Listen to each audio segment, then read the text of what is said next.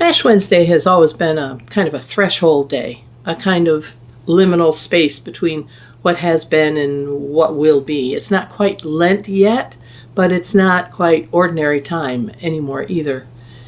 Traditionally, it begins with ashes, dust on the skin, words about mortality, a reminder that nothing we build lasts forever, and a reminder that we are mortal, imperfect, in need of new life, new possibilities, in need of resurrection.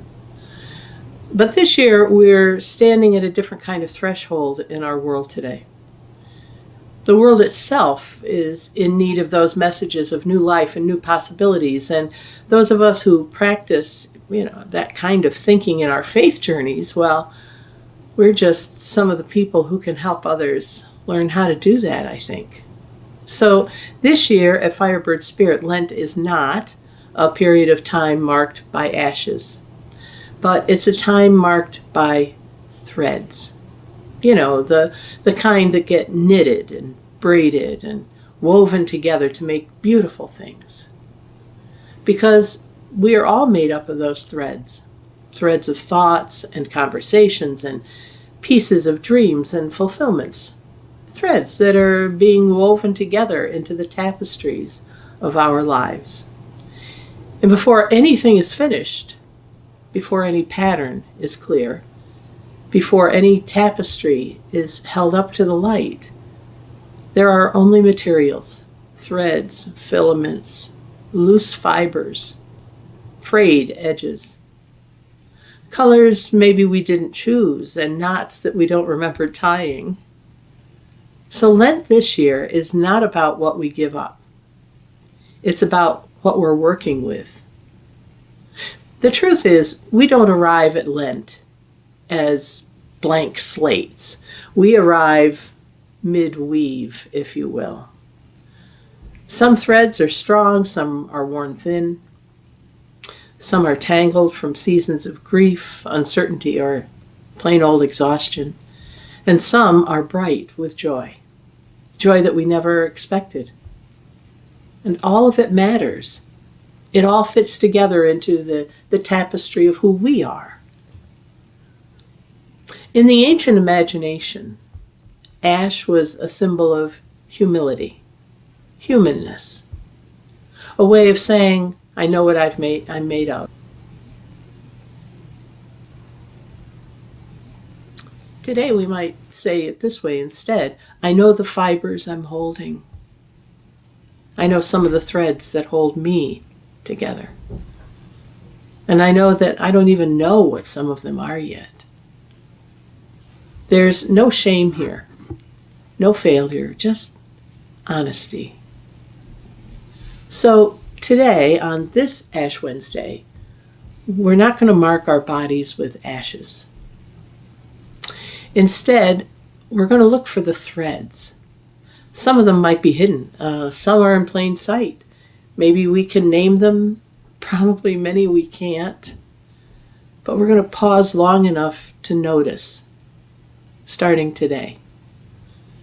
To notice, what threads am I carrying into this season? What colors and textures are they? What meaning do they have for me? Do I want to keep them or discard them? Which ones am I currently holding in my hands? Which ones feel fragile or resilient? What feels unfinished, but still worth weaving? Which ones do I need to let go of? Because Lent is not a season of erasing or depriving or feeling bad about ourselves. Lent is a season of attending, of paying attention, of noticing where the patterns are, of seeing where things fit and the weave is holding, as well as where they don't fit anymore and where it's unraveling. Today is the beginning of 40 days of trusting, or trying to trust, that even broken threads can become part of something whole, something beautiful, sacred, holy. In the Christian story, resurrection doesn't arrive suddenly. It's preceded by long attention to bodies, to bread, to betrayal, to fear, to love. Love that refuses to let go. I think that's why Lent works so well as a tapestry. A tapestry is not made by force. It's made by repetition, by return, by seeing it with new eyes, by staying with the loom even when the design isn't clear to us yet, trusting the weaver. This season we are calling it Weaving the Tapestry of Resurrection, and it starts right here, right now, at the edge of the loom, with empty hands open to what's already real in our lives, the good, the bad, and the ugly. So instead of ashes, we offer a different gesture, if you're willing. Place your hands together in front of you, not in prayer, just open as they are. These are the hands that hold life for you. The hands that have carried grief and delight. The hands that have steadied others. Or the hands that others have reached out and held in order to steady us. The hands that have trembled or stroked a fevered brow or played a musical instrument or drawn a picture or colored or painted with your children. These are the hands that bake, that feed, the hands that drive, that write, that lead our arms around others in a hug. I invite you to imagine a single thread resting across your palms. Not perfect, not really symbolic of anything you need to fix, just a thread. Maybe one that you plucked off your clothing earlier in the day. Let it represent what you bring into this season, coming exactly as you are. Imagine that for a minute.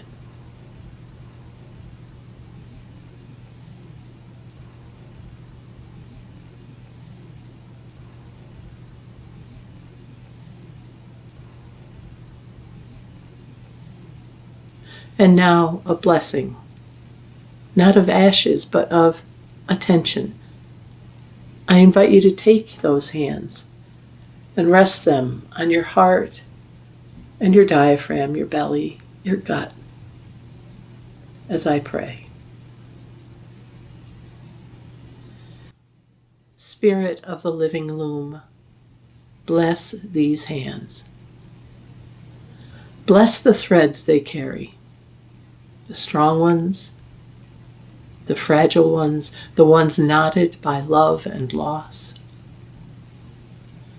Bless what is unfinished. Bless what is quietly becoming. Bless what will make sense only later. Teach us not to rush the weaving. Teach us to trust the pattern we cannot yet see. Teach us that even now, resurrection, new life, new possibilities, they are already threading through our lives, weaving themselves into a pattern of your love and light. This we ask. Amen.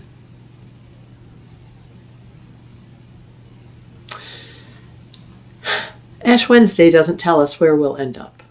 It simply invites us to begin with honesty, with patience, with reverence for what's already in our hands, in our hearts, in our lives. This is where the weaving starts today. And we don't do it alone, ever. Amen? Amen. We look forward to hearing how your tapestry is beginning to take shape as we invite you into our weekly video series, Weaving the Tapestry of Resurrection. Each reflection, each week, will include a brief reading and a prayer as we begin by seeing the patterns and then moving through themes such as moving inward to awaken the light within, honoring broken threads as sacred, widening the weave toward collective liberation, learning to trust the weaver rather than to control the design, until we arrive in Holy Week, where the tapestry becomes embodied.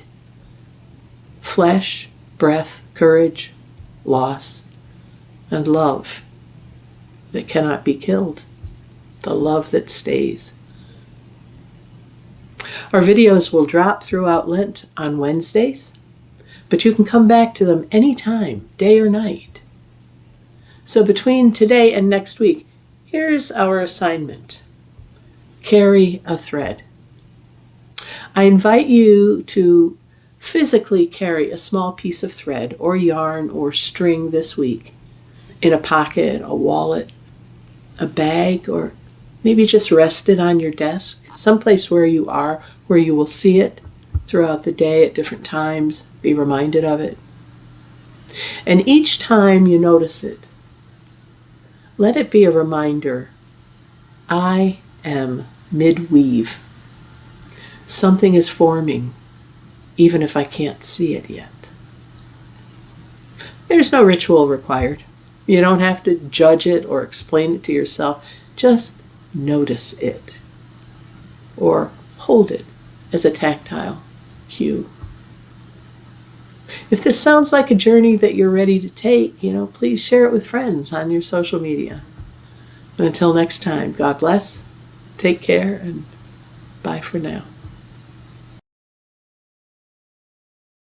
Thank you for weaving this moment with us. We hope you will join us next week for our continuing Lenten series, Weaving the Tapestry of Resurrection. And we would love to hear how your tapestry eyes are developing over this season. Until next time, God bless.